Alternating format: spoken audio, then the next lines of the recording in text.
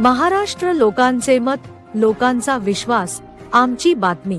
शरद पवार साहब तुम आगे बढ़ो, हम तुम्हारे साथ हैं। कांद्याला भाव मिळालाच पाहिजे, शेतीमालाला भाव मिळालाच पाहिजे, शेतीमालाला भाव मिळालाच पाहिजे, पेट्रोल डिझेल मिळालाच पाहिजे, पेट्रोल डिझेल मिळालाच पाहिजे। राष्ट्रवादी काँग्रेस पार्टी, राष्ट्रवादी काँग्रेस पार्टीचा जय हो। शरद पवार साहब तुम आगे बढ़ो, डिझेल मिळालाच पाहिजे। अरे या सरकारचं करायचं काय? खाली मुंडका वर पाय, अरे या सरकारचं करायचं काय? खाली मुंडका वर पाय, अरे या भ्रष्ट सरकारचं करायचं काय? खाली मुंडका वर पाय, शेतकऱ्यांना पेट्रोल डिझेल मिळालाच पाहिजे, शेतकऱ्यांना पेट्रोल डिझेल मिळालाच पाहिजे, शेतकऱ्यांना पेट्रोल डिझेल मिळालाच पाहिजे, कांद्याला भाव मिळालाच पाहिजे, कांद्याला भाव मिळालाच पाहिजे, शेतकऱ्याच्या मालाला भाव मिळालाच पाहिजे, कमी झालेच पाहिजे, स्वतःचे भाव कमी झालेच पाहिजे। राष्ट्रवादी काँग्रेस पक्षाचा विजय असो, पक्षाचा विजय असो, कांद्याला भाव मिळालाच पाहिजे, कांद्याला भाव मिळालाच पाहिजे। राष्ट्रवादी काँग्रेस पार्टीचा मिळालाच पाहिजे।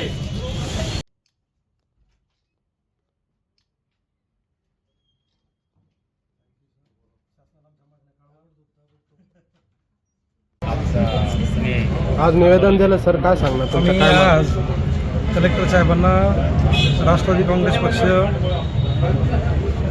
जिल्हा छत्रपती संभाजीनगर पक्षाच्या वतीने, शेतकऱ्याच्या वतीने आम्ही आज जिल्हाधिकारी साहेबांना निवेदन दिलं।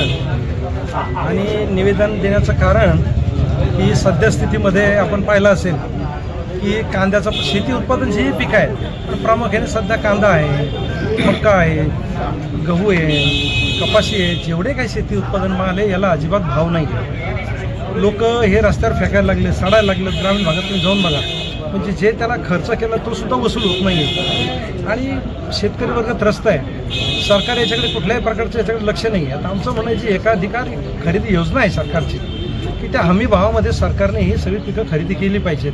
आणि एक्सपोर्ट बंद आहे, त्याच्यामुळे किमती कमी झाल्या। जर निर्यात चालू असेल तर त्याच्यामुळे ऑटोमॅटिकली भाव वाढतात, तर निर्यातही बंद आहे, त्याच्यामुळे शेतकरी अडचणीत आहे। त्याचबरोबर दुसरा प्रश्न आमचा आहे की आता सध्या शेतीचे दिवस आहेत, शेती मशागत करायची, चांगलं पीक आता जूनमध्ये पाऊस पडणार आहे, तुम्हाला माहिती आहे, ही सगळी लगबग सुरू आहे। आणि सगळे आता शेती जवळपास ट्रॅक्टरवर चालते। जे काही शेतीचे अवजार आहेत ते हे सगळे डिझेलवरती आहेत, पेट्रोलवरती आहेत शेती मशागतीचे, तर याला आता डिझेल पेट्रोलच मिळत नाही आहे ग्रामीण भागामध्ये। जे काही थोडंफार हे रांगा लावून लावून लोक कदरले तर रात्र दिवस उभं राहतात, निघून जातात।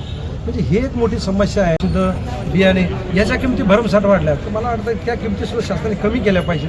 असे अनेक प्रश्न आमचे या ठिकाणी होते। आणि याच्यात बियाला म्हणजे उत्पादित मालाला शेतीला भाव मिळत नाही, आणि जे चढलेले भाव आहे शेतीला खर्च लागणारे त्याच्या किमती कमी होत नाही, आणि डिझेल पेट्रोल मिळेल याची कधी हमी नाही आहे। ह्या सगळ्या अनेक समस्या आहेत त्याच्यामध्ये की विम्याचं वर्षानुवर्ष लोक बांधतात, त्याच्यासाठी ते विमा शेतकऱ्याला मिळत नाही। कर्जमाफीचं गाजर दाखवलं तर परवाच मुख्यमंत्र्यांनी बत्त्याशी रेट व्हायला पाहिजे, कारण महागाई वाढला की सगळ्याचे रेट वाढतात, पण शेतकऱ्याला मिळणारा पैसा तेवढाच मिळतो।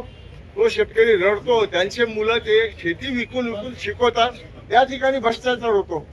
त्यांच्या मुली शिकायला जातात, त्यांचा बलात्कार व्हायला लागले। काय चाललंय काय या राज्यामध्ये? आणि या राज्यामधले ज्या प्रसंग होत आहेत वेगवेगळ्या, त्याच्यातून असं दिसतं की हे राज्य त्या लायकीचे नाहीयेत राज्य करते की हे राज्य चालू शकते। मोठमोठे भ्रष्टाचार आहेत आपल्यात। औरंगाबादच्या काही लोकांच्या कोटी कोटी टेंडर मिळत आहेत, कसे मिळत आहेत, त्यांनाच का मिळतात आहे? या सगळ्या गोष्टीची चौकशी झाली पाहिजे। आणि शेतकऱ्यांना बेसिकली जोपर्यंत पायाभूत किमतीमध्ये वाढ होणार नाही तोपर्यंत शेतकरी सुखी होणार नाही।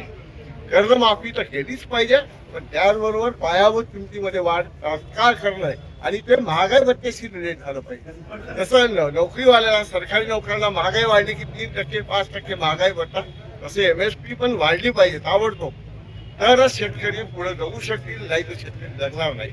तर हे आमचं राष्ट्रवादी पक्ष शरद पवार आमचं निवेदन आहे। आपलं नाव सांगा। माझं नाव संजय गंगावकर, मी प्रदेश सरचिटणीस OBC सेल महाराष्ट्र।